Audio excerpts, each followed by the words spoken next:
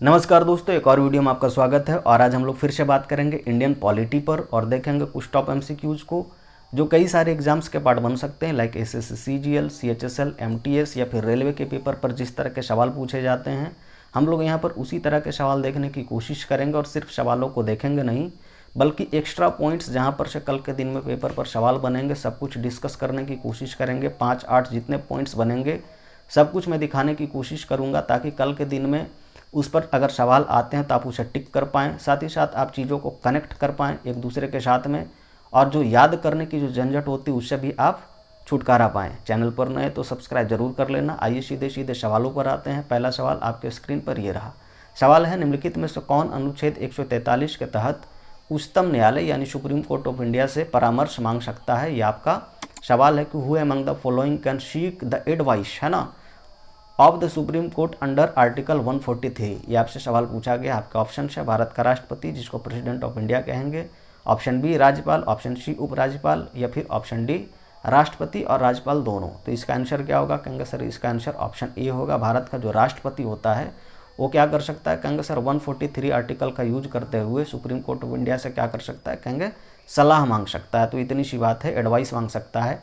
अब कहेंगे sir advice मांग सकता है तो किन मामलों पर मांगेगा, वो भी तो क्लियर होना चाहिए। कहेंगे बिल्कुल, तो मामला जो होना चाहिए वो संवैधानिक मामला होना चाहिए। क्या होना चाहिए? संवैधानिक मामलों पर क्या कर सकता है? कहेंगे सुप्रीम कोर्ट ऑफ इंडिया से सलाह मांग सकता है। बस इतनी सी बात है। अब जैसे यहाँ पर कुछ कुछ चीज़ें हैं जो आपको क्लियर होनी चाहिए। जैसे कहेंगे मान के चलो कि आपने अपने दोस्त से क्या किया? कहेंगे सर सलाह मांगा। तो क्या आपका दोस्त जो है बॉन्ड है उस चीज़ को लेकर, यानी सलाह देने के लिए? तो कहेंगे सर बिल्कुल नहीं, उसका मन करेगा तब देगा और नहीं मन करेगा तो नहीं देगा।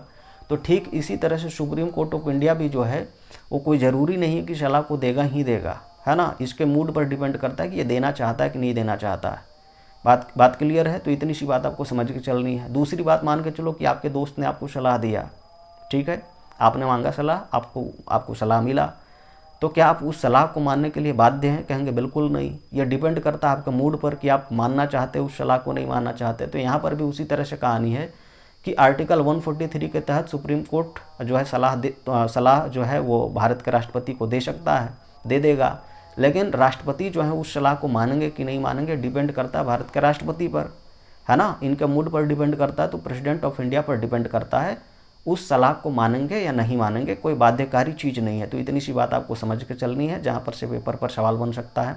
अब चूंकि प्रेसिडेंट ऑफ इंडिया के बारे में बात निकली है तो कुछ कुछ पॉइंट्स यहाँ से हम लोग कवर करने की कोशिश करेंगे। आपको प्रेसिडेंट ऑफ इंडिया से जो रिलेटेड चीज़ें पूछी जा सकती है उसमें आपको पूछा जा सकता है कि संविधान के किस पार्ट में इनकी चर्चा है। तो याद रखिएगा पार्ट 5 में क्या है? कहेंगे सर प्रेसिडेंट ऑफ इंडिया का चर्चा है। आपको आर्टिकल पूछा जा सकता है कि आर्टिकल कहाँ से कहाँ तक प्रेसिडेंट ऑफ इंडिया का चर्चा है, तो क्या बोलेंगे? कहेंगे सर 52 to 62। तो इतनी सी बात आपको याद रखनी है। जैसा आपसे पूछा जा सकता है कि बताइए आर्टिकल 52 में क्या है, तो क्या है? कहेंगे सर यहाँ पर प्रेसिडेंट ऑफ इंडिया के बारे में जानकारी के there should be a president, है ना।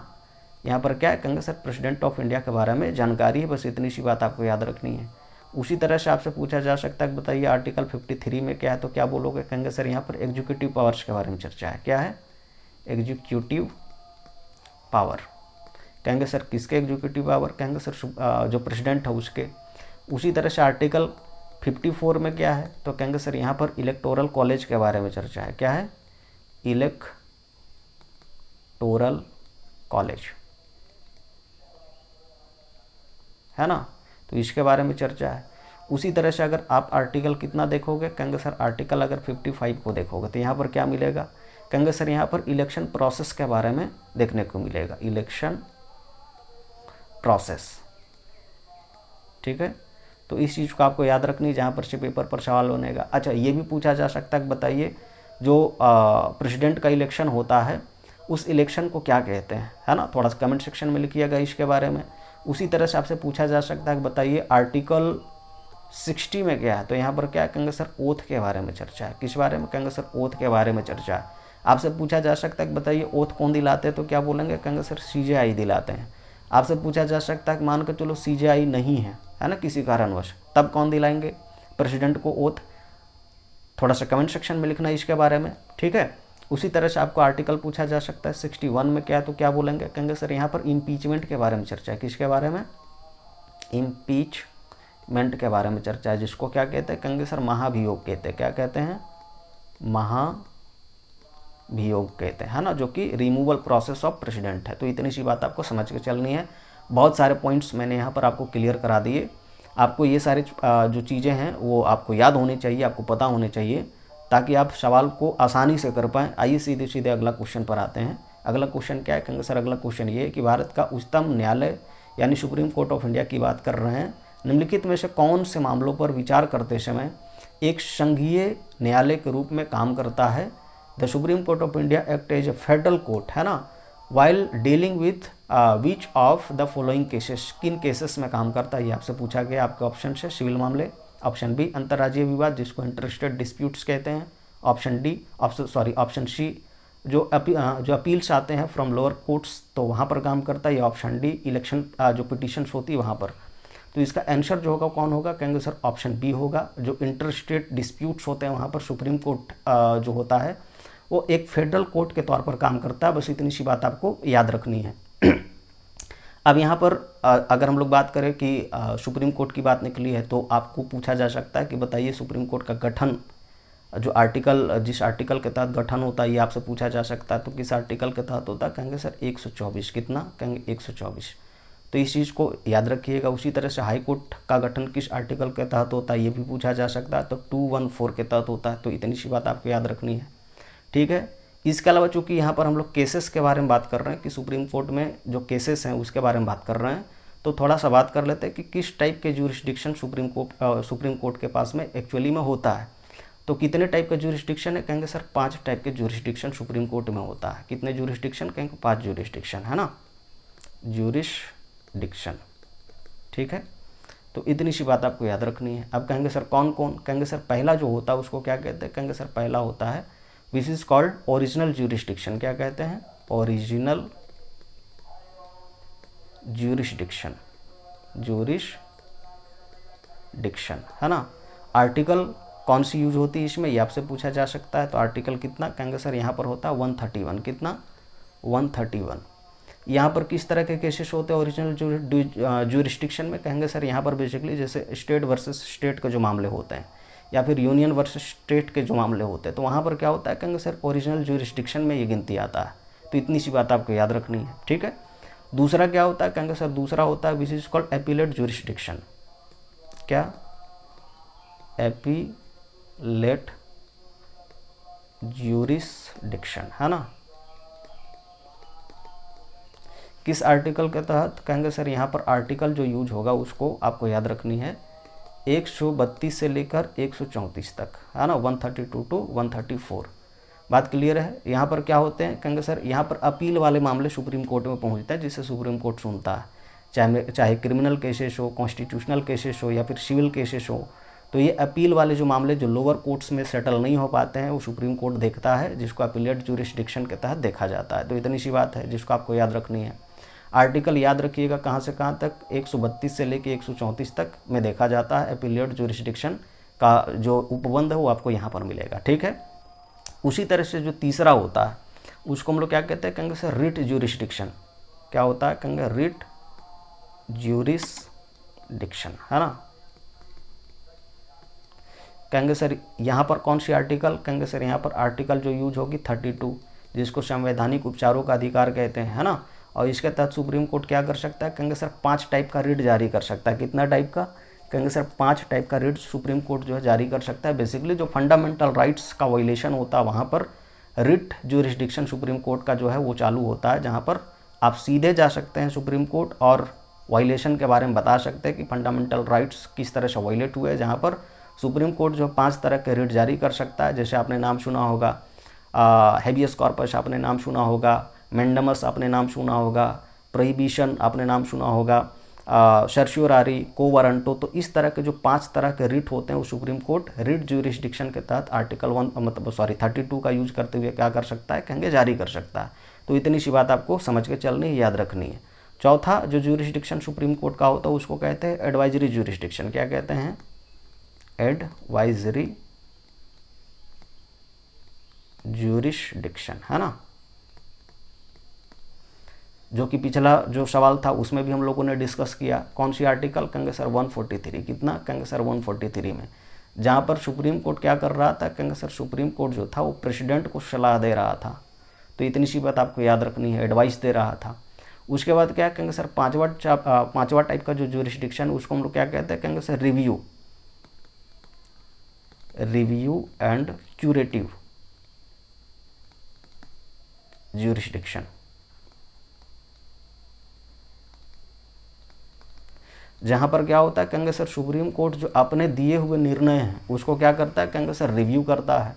बात क्लियर है? समय के हिसाब से उसमें क्या जोड़ा जा सकता है, क्या घटाया जा सकता है, या फिर किस तरह के प्रोविजंस करे जा सकते हैं उस जजमेंट में, तो उसको हम लोग क्या कहते हैं? कहेंगे सर उसको कहते हैं कि रिव्यू कर रही है सुप्रीम कोर्ट। आर्टिकल आपसे पूछा जा सकता है, तो याद रखिएगा आर्टिकल इसमें कौन यूज होगा? कहेंगे सर यहाँ पर आर्टिकल 137 यूज होता है। कितना? कहेंगे 137 यूज होता है। तो इतनी सी बात आपको समझ के चलनी है, जहाँ पर से पेपर पर सवाल बनेगा।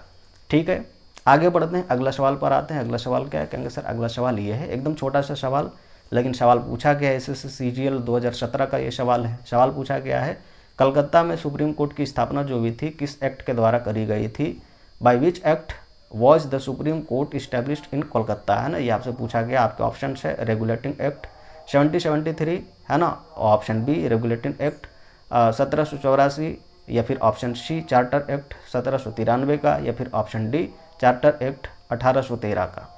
तो इसका सही आंसर क्या होगा? कहेंगे सर इसका सही आंसर जो होगा वो ऑप्शन ए होगा। जो हमारा मतलब जो रेगुलेटिंग एक्ट 1773 था, इसके तहत क्या हुआ था? कहेंगे सर कोलकाता में सुप्रीम कोर्ट की स्थापना करा गया था। तो इस चीज़ को आपको याद रखना, जहाँ पर से पेपर पर सवाल बनेगा। बहुत ही बेहतरीन सवाल, कई बार पूछा गया है। ठीक है, तो इस सवाल को याद रखिएगा।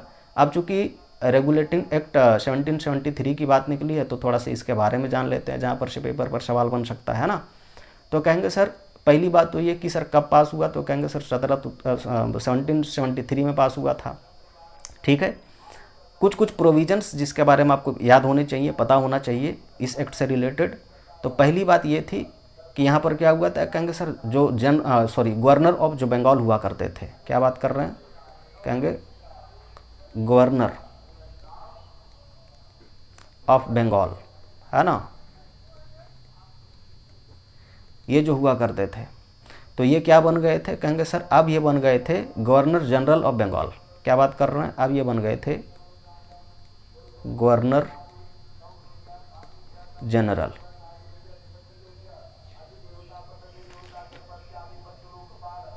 ऑफ बंगाल, है ना, ये बन गए थे। तो पहली बात तो ये हुई थी इस एक्ट में। और जो पहले गवर्नर जनरल ऑफ बंगाल बने थे वो कौन थे? ये भी आपसे पूछा जा सकता है पेपर पर, तो याद रखिएगा वॉरेन हेस्टिंग्स। कौन? कहेंगे वॉरेन हेस्टिंग्स।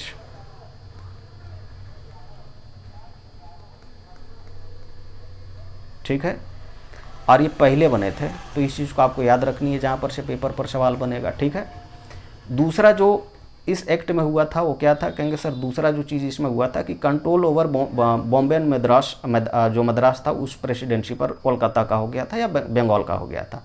तो हम लोग कहेंगे सर बेसिकली यहाँ पर आप बोल सकते हो कि जो बॉम्बे हुआ करता था उस समय, अभी तो मुंबई है। ठीक है, तो जो बॉम्बे हुआ करता था एंड मद्रास, ठीक है, तो इस पर क्या हुआ था? कहेंगे सर इस पर बेसिकली जो बंगाल हुआ करता था उसका क्या हुआ था? कहेंगे सर कंट्रोल हो गया था, है ना, बंगाल का कंट्रोल था, बंगाल कंट्रोल। ठीक है, तो इस चीज़ को आपको याद रखनी है। तीसरी जो बात इसमें हुई थी वो क्या हुई थी? कहेंगे सर यहाँ पर सुप्रीम कोर्ट इस्टेब्लिश हुआ था। क्या बात कर रहे हैं? सुप्रीम कोर्ट इस्टेब्लिश करा गया था। ठीक है, तो इस चीज़ को आपको याद रखना। और सुप्रीम कोर्ट कब बनी थी यहाँ पर, मतलब इस्टेब्लिश कब हुआ? कहेंगे सर 1774 में पास हुई है। एक्ट कब? कहेंगे सर 1773 में, जबकि सुप्रीम कोर्ट इस्टेब्लिश कब हुआ? तो याद रखिएगा 1774 में हुआ था। तो इतना सा चीज़ आपको याद रखना है। चौथी जो बात हुई यहाँ पर वो क्या था इस एक्ट में? तो कहेंगे सर चौथी बात हुई थी कि गवर्नमेंट का कंट्रोल हो गया था कंपनी रूल पर। क्या बात कर रहे हैं? जो कंपनी का जो रूल हुआ करता था, ठीक है,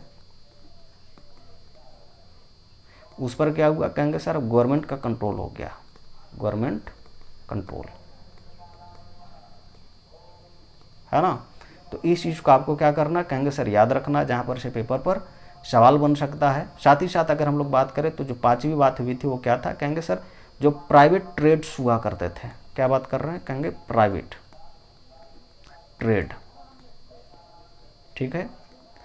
तो ये सारे क्या करे गए थे, कहेंगे सर ये सारी चीज़ें बैन कर दी गई थी, क्योंकि करप्शन वगैरह कंपनी के अंदर में बहुत ज़्यादा थी। ईस्ट इंडिया कंपनी के अंदर में बहुत ज़्यादा प्राइवेट ट्रेड के कारण से करप्शन हो रही थी। तो जब ये एक्ट आया तो उसमें क्या हुआ, कहेंगे सर उसमें जो प्राइवेट ट्रेड हुआ करता था उसको बैन कर दिया गया। तो इतनी सी बात आपको याद रखनी, जहाँ पर से पेपर पर सवाल बन सकता है। मैंने सारे पॉइंट्स आपके सामने रख दिए, आप अपने हिसाब से इसे देख लेना, ठीक है। हमारा अगला सवाल है, उच्च न्यायालय के न्यायाधीश को पद से कौन हटा सकता है, हु कैन रिमूव द जज ऑफ द हाई कोर्ट, है ना। और ये CHSL 2012 का सवाल है। आपके ऑप्शन हैं, संसद से पारित बहुमत प्रस्ताव पर राष्ट्रपति द्वारा, ऑप्शन बी राष्ट्रपति, ऑप्शन सी राज्यपाल के परामर्श से मुख्यमंत्री हटा सकते हैं, या फिर ऑप्शन डी भारत के मुख्य न्यायाधीश के परामर्श से राष्ट्रपति हटा सकते हैं। तो पहली बात तो यह है बॉस कि मुख्यमंत्री तो किसी भी हालत में नहीं हटा सकते, तो इसीलिए ऑप्शन सी हमारा जो है वो गड़बड़ है। अब बच गए तीन ऑप्शंस में भी राष्ट्रपति जो है सब में कॉमन दिख रहा है, और राष्ट्रपति ही हटाते हैं बेसिकली, लेकिन अपने मन से नहीं हटाते, तो इसीलिए ऑप्शन बी खत्म हो गया। तो क्या CJI के कंसल्टेशन से हटाते हैं, कहेंगे बिल्कुल नहीं, तो इसीलिए ऑप्शन डी भी खत्म हो गया। तो कौन बच गया, कहेंगे सर ऑप्शन ए बच गया। अगर हाई कोर्ट के जज को हटाना है तो इसका मतलब संसद से क्या करना है, कहेंगे सर प्रस्ताव पारित करना पड़ेगा, तब राष्ट्रपति जो है वो हटाते हैं। तो इतनी सी बात आपको पता होना चाहिए, लेकिन इसके अलावा कुछ और भी बातें आपको पता होना चाहिए, ठीक है। जैसे अगर मान के चलो आपको जो मेन बात इसमें पता होना चाहिए वो क्या है, कहेंगे सर अगर टेन्योर पूछा जाता है, ठीक है, किसका टेन्योर, किसका कार्यकाल, कहेंगे सर हाई कोर्ट के जज का, किसका, हाई कोर्ट जज का, तो आप क्या बोलोगे, कहेंगे सर बेसिकली 62 ईयर्स का होता है, ठीक है। तो इस चीज़ को आपको याद रखनी है, ठीक है। उसी तरह से आपको पूछा जाता है मान के चलिए सुप्रीम कोर्ट का, तो वहाँ पर कितनी होती है, कहेंगे सर 65 ईयर्स होती है ना। तो इस चीज़ को भी आपको याद रखनी है, जहाँ पर से पेपर पर सवाल बन सकता है। इसके अलावा आपको याद रखनी है क्या, कहेंगे सर आर्टिकल 217, इसमें क्या है, कहेंगे सर इसमें कहेंगे सर अपॉइंटमेंट को लेकर बात है, क्या है, कहेंगे अपॉइंटमेंट,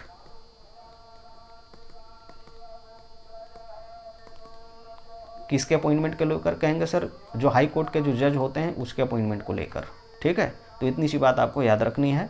और साथ ही साथ आपको याद रखना है कितना, कहेंगे सर एक आर्टिकल आपको याद रखना 124 का 4, जहाँ पर क्या है, कहेंगे सर रिमूवल के बारे में चर्चा है ना। और रिमूवल जो होगा वो कैसा होगा, कहेंगे सर रिमूवल जो होगा वो इम्पीचमेंट टाइप का होगा, है ना, लाइक इम्पीचमेंट। किसके रिमूवल के बारे में बात कर रहे हैं हम लोग, तो याद रखिएगा जो हाई कोर्ट के जो न्यायाधीश होते हैं उसके बारे में बात कर रहे हैं।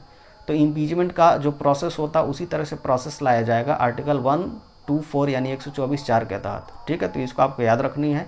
अच्छा, ग्राउंड क्या हो सकता है इम्पीचमेंट लाने का, तो याद रखिएगा 2 ही ग्राउंड हो सकते हैं। कौन कौन, तो कहेंगे सर पहला हो सकता है कि प्रूवन मिसबिहेवियर, और दूसरा क्या हो सकता है, दूसरा कहेंगे सर इनकैपेसिटी। क्या बात कर रहे हैं, इनकैपेसिटी। इनकैपेसिटी का मतलब कहेंगे सर जो जज हैं उससे काम नहीं हो रही है, हो सकता है बीमार चल रहे हो सकता है समथिंग कुछ और चल रहा हो उनके साथ, तो उसके बेसिस पर क्या होता है, कहेंगे सर उनको इम्पीच किया जाता है। तो इतनी सी बात आपको समझ के चलनी है। आगे बढ़ते हैं, अगला सवाल पर आते हैं। अगला सवाल क्या है, अगला सवाल ये है कि राष्ट्रपति की शपथ से संबंधित कौन सा अनुच्छेद है, अगर प्रेसिडेंट ओथ लेते हैं तो किस आर्टिकल के तहत लेते हैं। और ये NTPC में सवाल पूछा गया था 2021 में शिफ्ट फर्स्ट में, है ना। तो इस चीज़ को आपको मतलब ये चीज़ आपको पता होना चाहिए। आपके ऑप्शन है article 72, option B article 60, article 45 या फिर आर्टिकल 56 से आपसे सवाल पूछा गया तो क्या बोलेंगे, कहेंगे सर आर्टिकल 60। मैंने पिछले क्वेश्चन शायद दूसरा या तीसरा में भी इस क्वेश्चन को जिक्र कर दिया था, इस क्वेश्चन को डिस्कस कर दिया था। प्रेसिडेंट से रिलेटेड जो आपको आर्टिकल्स देखने को कहाँ से कहाँ तक देखने को मिलेंगे, और पार्ट अगर आपसे पूछा जाता हो तो कहाँ से कहाँ तक देखोगे, कहेंगे सर पार्ट 5 में देखने को मिलेगा। और आर्टिकल, कहेंगे सर आर्टिकल जो आपको देखने को मिलेगा वो 52 टू कितना देखने को मिलेगा, कहेंगे 62। उसमें भी अगर हम लोग बात करें कि आर्टिकल कितना, कहेंगे सर आर्टिकल 60, है ना। तो यहाँ पर आपको क्या देखने को मिलेगा, कहेंगे सर यहाँ पर बेसिकली देखने को मिलता है ओथ के बारे में। किसके बारे में, कहेंगे सर शपथ के बारे में देखने को मिलता है, शपथ के बारे में चर्चा देखने को मिलती है। बात क्लियर है। तो इसको आपको समझ के चलना है। अच्छा, आपसे पूछा जा सकता है कि बताइए ओथ कौन दिलाते हैं, तो मैंने आपको पीछे भी बताया कि CJI दिलाते हैं। कौन दिलाते हैं? CJI दिलाते हैं, चीफ जस्टिस ऑफ इंडिया दिलाते हैं प्रेसिडेंट को शपथ। अब यहाँ पर मैंने आपको पूछा था पिछले क्वेश्चन में कि बताइए अगर CJI नहीं है तब कौन दिलाएंगे, तो तब कौन दिलाते हैं? कहेंगे सर सीनियर मोस्ट जज जो होंगे, क्या बात कर रहे हैं, सीनियर मोस्ट जज, है ना, तो वो दिलाएंगे शपथ। तो इतनी सी बात आपको पता होना चाहिए। अच्छा, आपसे पूछा जा सकता है कि बताइए ओथ जो है किस बात की लेते हैं, किस बात की शपथ लेते हैं, है ना, ये आपसे पूछा जा सकता है। तो याद रखिएगा संविधान की रक्षा का, किसका? संविधान की रक्षा की शपथ लेते हैं, ठीक है, और पालन करने के बारे में, ठीक है। तो इतना सा बात आपको पता होना चाहिए जहाँ पर से पेपर पर सवाल पूछा जा सकता है। आगे बढ़ते हैं, अगला सवाल पर आते हैं। अगला सवाल क्या है? कहेंगे सर अगला सवाल ये है, हमारा अगला सवाल है निम्नलिखित में से कौन राष्ट्रपति योजना आयोग के उपाध्यक्ष थे? ये आपसे पूछा गया कि who among the following president was also the vice chairman of the planning commission, है ना। इतनी सी बात पूछी गई। ये 4 ऑप्शंस हैं प्रेसिडेंट्स के नाम, जहाँ पर आपको पूछा गया कि इनमें से कौन प्रेसिडेंट ऐसे हुए थे जो प्लानिंग कमीशन के वाइस चेयरमैन भी बने थे। ये आपसे एकदम बेसिक से सवाल पूछी गई, लेकिन ये सवाल आप देख सकते हो कि 2 बार रिपीट हुआ है। बात क्लियर है? तो इसीलिए काफ़ी इंपॉर्टेंट हो जाता है। Option A V V Giri, option B KR Narayanan, या फिर ऑप्शन सी रामास्वामी वेंकटरमन, या फिर ऑप्शन डी प्रणब मुखर्जी। तो इसका आंसर क्या होगा? कहेंगे सर इसका आंसर जो होगा वो ऑप्शन डी होगा, प्रणब मुखर्जी। ये क्या बने थे? कहेंगे सर ये प्रेसिडेंट भी बने थे और साथ ही साथ प्लानिंग कमीशन जो था तो उसका क्या बने थे? कहेंगे सर जो उपाध्यक्ष थे उस पद को भी इन्होंने निर्वहन किया था। तो इतनी सी बात आपको समझ कर चलनी है जहाँ पर से पेपर पर सवाल बनेगा। बात क्लियर है? साथ ही साथ अगर हम लोग प्रणब मुखर्जी की बात करें तो ये प्रेसिडेंट बने, जो कि यहाँ से सवाल से भी क्लियर है।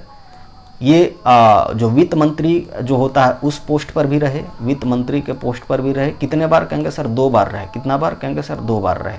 कब कब अगर ये पूछा जाता तो याद रखिएगा, एक बार रहे थे 1982 टू 84, है ना, और साथ ही साथ कहेंगे सर साथ ही साथ ये रहे थे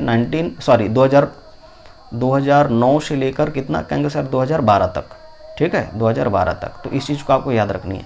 और प्रेसिडेंट कब बने थे? कहेंगे सर 2012 में बने थे प्रेसिडेंट। तो इतनी सी बात आपको याद रखनी है जहाँ पर से पेपर पर सवाल बन सकता है। बाकी अगर प्लानिंग कमीशन के बारे में पूछा जाता है कि ये वाइस चेयरमैन बने थे तो कब बने थे, तो याद रखिएगा 1991 में। कब? 1991 से लेकर 96 तक। तो ये उस समय क्या बने थे? कहेंगे sir vice chairman of planning commission बने थे। तो इतनी सी बात आपको समझ के चलनी है, याद रखनी है, जहाँ पर से पेपर पर सवाल बन सकता है। आगे बढ़ते हैं, अगला सवाल पर आते हैं। अगला सवाल क्या है? कहेंगे सर नेक्स्ट सवाल ये वाली। हमारा अगला सवाल है भारतीय डाकघर संशोधन विधेयक 1986 के लिए किस राष्ट्रपति ने पॉकेट वीटो का इस्तेमाल किया था? Which Indian president used the pocket veto for the Indian post office amendment bill 1986? और ये RRB NTPC में सवाल आ चुका है, बहुत इंपॉर्टेंट सवाल हो जाता है अपने आप में।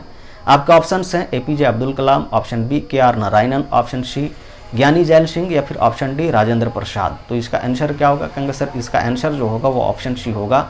ज्ञानी जैल सिंह ऐसे राष्ट्रपति बने थे जिन्होंने पहली बार हमारे देश में क्या करा था? कहेंगे सर पॉकेट वीटो का इस्तेमाल करा था, है ना। कब? कहेंगे सर जब Indian post office amendment bill 1986 आई थी तब, यानी 1986 की बात करें तो उस समय एक Indian post office amendment bill करके आई थी, तो वहाँ पर इन्होंने क्या करा था? कहेंगे सर पॉकेट वीटो का इस्तेमाल करा था। तो इतनी सी बात आपको पता होना चाहिए, ठीक है। अब हम लोग थोड़ा सा ज्ञानी जैल सिंह के बारे में बात कर लेते हैं कि आखिर थे कौन भाई, है ना, जहाँ पर से हो सकता है कि कल के दिन में पेपर पर सवाल बन जाए। तो ये बेसिकली हम लोग बात करें तो पंजाब के चीफ मिनिस्टर हुआ करते थे। क्या कहेंगे? ये पंजाब के क्या बने थे? कहेंगे sir chief minister, chief minister, है ना। तो इतनी सी बात आपको पता होना चाहिए।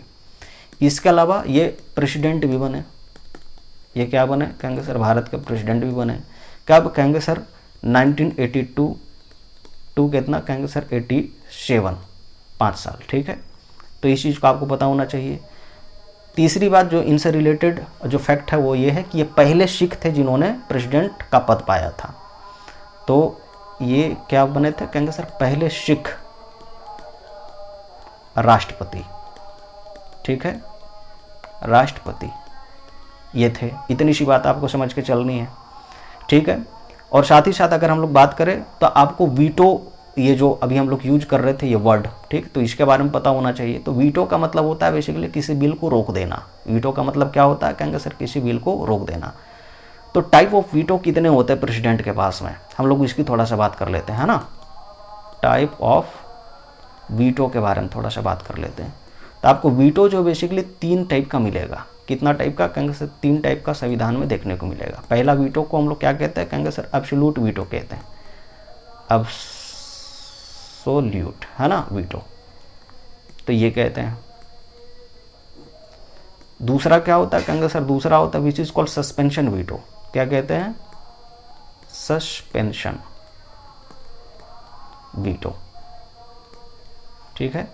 और तीसरा क्या होता है, कहेंगे सर पॉकेट वीटो। क्या होती है, पॉकेट वीटो, जिस पर यहां पर सवाल आया था, ठीक है।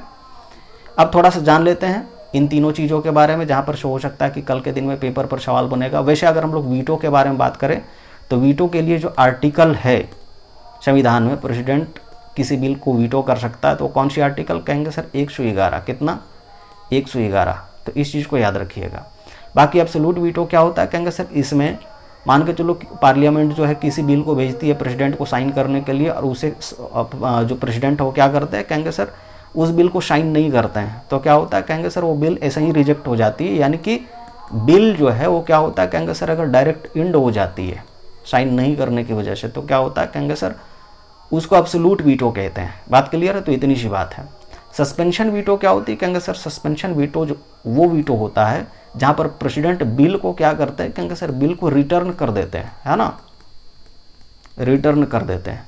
तो उसको हम लोग क्या करते हैं, सॉरी क्या कहते हैं, कहेंगे सर उसको कहेंगे सस्पेंशन वीटो। पार्लियामेंट बिल को साइन करने के लिए प्रेसिडेंट के पास भेजती है, और प्रेसिडेंट क्या करते हैं, कहेंगे सर उस बिल को रिटर्न कर देते हैं टू पार्लियामेंट कि आप इसमें संशोधन करो या समथिंग जो भी करना है करो। तो उसको हम लोग सस्पेंशन वीटो कहते हैं प्रेसिडेंट का। उसी तरह से पॉकेट वीटो क्या होता है, कहेंगे सर पॉकेट वीटो जो होता है बेसिकली, इसमें बिल आता है प्रेसिडेंट के पास में, और उस बिल को प्रेसिडेंट क्या करते हैं, तो कहेंगे ना तो उसको साइन करते हैं, ना तो उस पर यस कहते हैं, ना तो नो कहते हैं, ठीक है। लंबे समय तक, लॉन्ग टाइम के लिए क्या रहता है, कहेंगे सर वो बिल ऐसे ही पड़ा रहता है। बात क्लियर है, उस पर साइन नहीं करते हैं, ना तो उस पर नो करते हैं, ना तो उस पर यस करते हैं। तो उसको हम लोग कहते हैं कि वो पॉकेट वीटो है। तो यहाँ पर हम लोग बात करते हैं कि लॉन्ग टाइम तब तक क्या होता है, कहेंगे सर बिल को होल्ड कर लेना ताकि वो एक्ट ना बन पाए। बात क्लियर है, तो उसको हम लोग क्या कहेंगे, कहेंगे सर पॉकेट वीटो कहेंगे। तो इतनी सी बात है। और पहली बार किन्होंने यूज किया था, कहेंगे सर ज्ञानी जैल सिंह ने यूज करा था।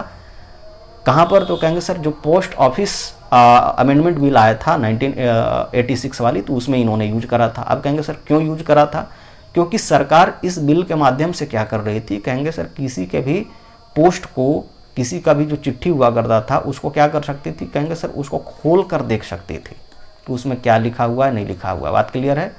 तो इससे क्या हो रहा था, कहेंगे सर इससे नागरिकों के जो स्वतंत्रता है ना, जो व्यक्तिगत स्वतंत्रता होती उसका क्या हो रहा था, कहेंगे सर हनन है, जो कि उसका फ्रीडम राइट है। क्या कहेंगे सर उसका फ्रीडम राइट है, तो उसका हनन था।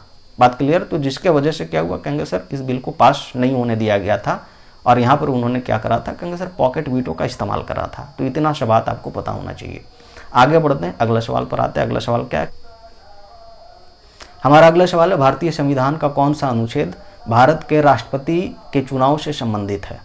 विच article of Indian constitution is related to the election of the president, है ना। ये आपसे सवाल पूछा गया है, और ये आरआरबी एनटीपीसी में सवाल आ चुका है। मैंने इस सवाल को कई बार कराया भी है, ठीक है। यहाँ पर हम लोग फिर से कर लेंगे।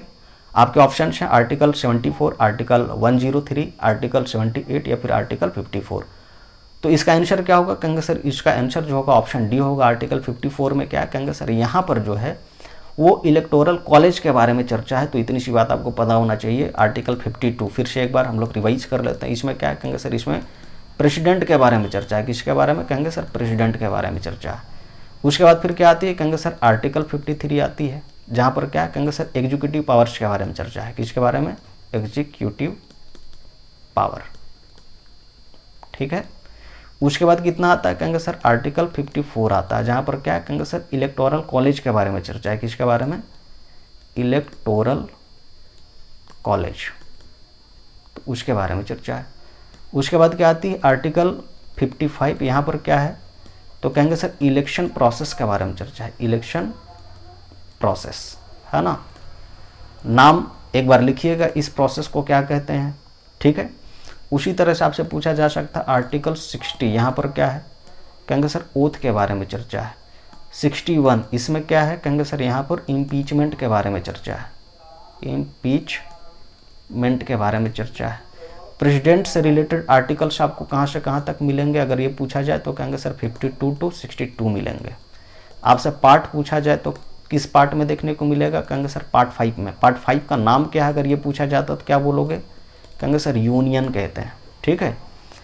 तो इतनी सी बात आपसे पूछी जा सकती है जिसको आपको याद रखना है। अगर प्रेसिडेंट में आपसे पूछा जाए कि पहली महिला जो प्रेसिडेंट है वो कौन बनी थी, तो क्या बोलेंगे, कहेंगे सर प्रतिभा देवी सिंह पाटिल। कौन, प्रतिभा देवी सिंह पाटिल, ठीक है।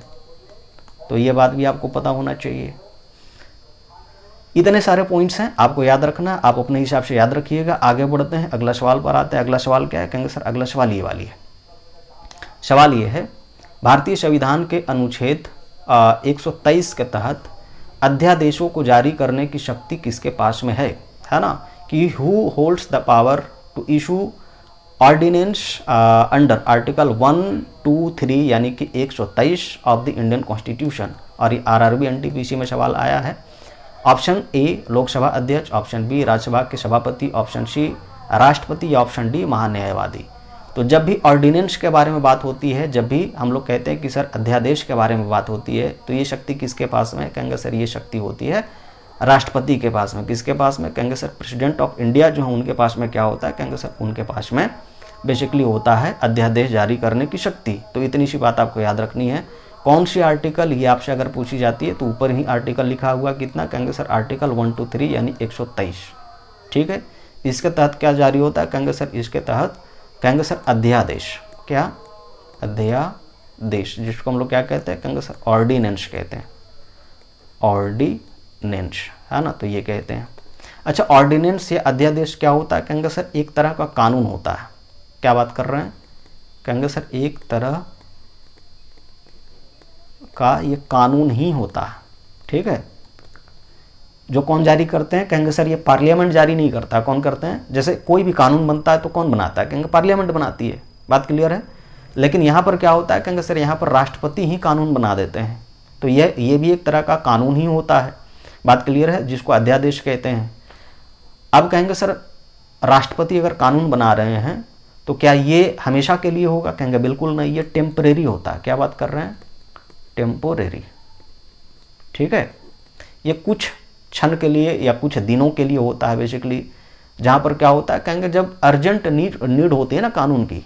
क्या बात कर रहे हैं, कहेंगे सर अर्जेंट नीड अगर होती है तो उस समय क्या होता है, कहेंगे सर प्रेसिडेंट जो है वो अपने हिसाब से कानून बना देते हैं। तो ये टेम्परेरी होता है, कुछ दिनों के लिए या कुछ महीनों के लिए हो सकता है। तो इस तरह का ये कानून होता है जिसको हम लोग अध्यादेश कहते हैं। तो इतनी सी बात आपको याद रखनी है। अब कहेंगे सर ये कब जारी होगा, तो कहेंगे सर जब हम लोग कहते हैं पार्लियामेंट सेशन में ना हो। क्या बात कर रहे हैं, पार्लियामेंट क्या हो, कहेंगे सर सेशन में ना हो, ठीक है। तो उस समय क्या होता है, कहेंगे तब प्रेसिडेंट जो है वो जारी करते हैं अध्यादेश को। तो इतनी सी बात आपको याद रखनी है, जहाँ पर से पेपर पर सवाल बन सकता है। आर्टिकल याद रखिएगा 123, ठीक है, जहाँ पर से पेपर पर सवाल बनेगा। आगे बढ़ते हैं और अगला और लास्ट सवाल पर आते हैं। अगला सवाल क्या है, कहेंगे सर राष्ट्रपति को संसद के दोनों सदनों के संयुक्त सत्र को संबोधित करने का अधिकार किस अनुच्छेद में निहित है ना। Under which article does the president have the right to address, है ना, right to address both houses of the parliament jointly. और ये भी NTPC में सवाल आ चुका है। आपका ऑप्शन है आर्टिकल 72, फिर 86, फिर आर्टिकल 74 या फिर 80। तो इसका जो सही आंसर होगा एक्चुअली में ये क्या है, कहेंगे सर ये ऑप्शन में है ही नहीं। क्या बात कर रहे हैं, कहेंगे सर ये ऑप्शन में है ही नहीं, ठीक है। तो कहेंगे सर अब इस पर डिटेल्स थोड़ा सा बात कर लेते हैं कि क्यों नहीं है। तो देखो 3 तरह के आर्टिकल्स है जहाँ पर से पेपर पर सवाल बन सकता है, ठीक है। एक आर्टिकल होती है कितना, कहेंगे सर एक आर्टिकल होती है 87। कितना, कहेंगे सर आर्टिकल 87। इसके तहत क्या होता है, कहेंगे सर इसके तहत ये होता है कि जो प्रेसिडेंट हैं वो लोकसभा और राज्यसभा को एड्रेस कर सकते हैं। क्या बात कर रहे हैं, लोकसभा प्लस में कहेंगे सर राज्य सभा, इसको क्या कर सकते हैं, कहेंगे सर इसको एड्रेस कर सकते हैं, है ना। कौन, कहेंगे सर प्रेसिडेंट कर सकते हैं। बात क्लियर है। कब कर सकते हैं, तो ये भी आपसे सवाल पूछा जा सकता है, कहेंगे सर चुनाव के बाद पहली सत्र में, है ना, के बाद जो पहली सत्र होती है, पहला जो सेशन होता है, पहली सत्र, तो उस समय करेंगे। या फिर दूसरा हम लोग बात कर रहे हैं कि जो हर साल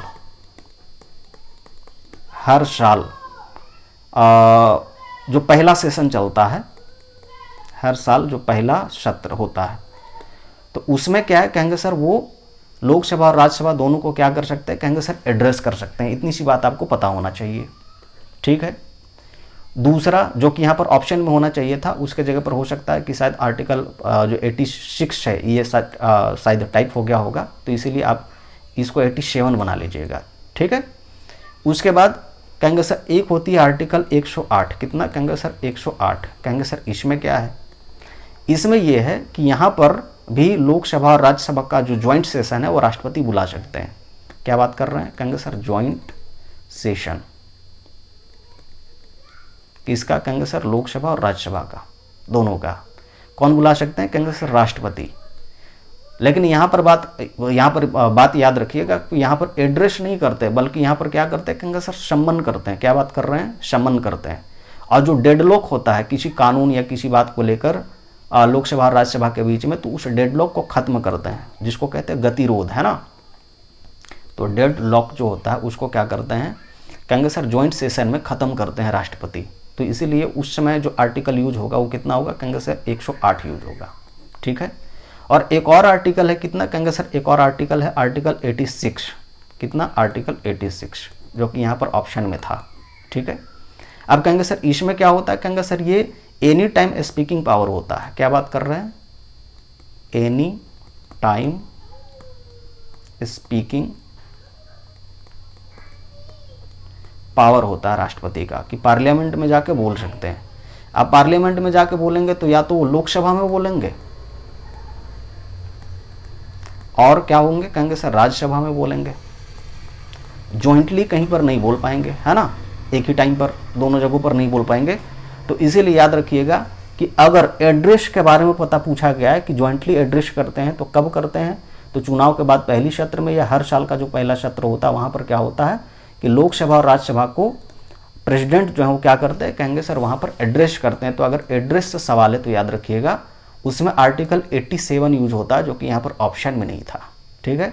अगर 86 था ऑप्शन में तो वहाँ पर क्या होता है, कहेंगे सर वहाँ पर ज्वाइंटली जो है वो दोनों को नहीं बोलते हैं, बल्कि एनी टाइम स्पीकिंग पावर होता है, जहाँ पर वो लोकसभा में या तो जाकर बोलेंगे या फिर राज्यसभा में जाकर बोलेंगे। ये ज्वाइंटली वाला जो प्रॉब्लम था वो उस क्वेश्चन के हिसाब से 86 का जो ऑप्शन है आर्टिकल 86 का वो काम नहीं करेगा। और 108 में क्या है, कहेंगे सर इसमें आपको ज्वाइंट सेशन का प्रावधान तो है, लेकिन यहाँ पर क्या है, कहेंगे सर डेडलॉक को खत्म करने के लिए एड्रेस नहीं करते बल्कि सम्मन करते हैं, बुलाते हैं राष्ट्रपति, है ना। तो इस चीज़ को आपको याद रखनी, जहाँ पर से पेपर पर सवाल बनेगा। कैसा लगा आज का सेशन, लिखिएगा कमेंट सेक्शन में। सीखने को बहुत कुछ मिला होगा मेरे हिसाब से, और चैनल पर नए तो सब्सक्राइब जरूर कर लीजिएगा। मिलेंगे फिर से एक और वीडियो में। नमस्कार।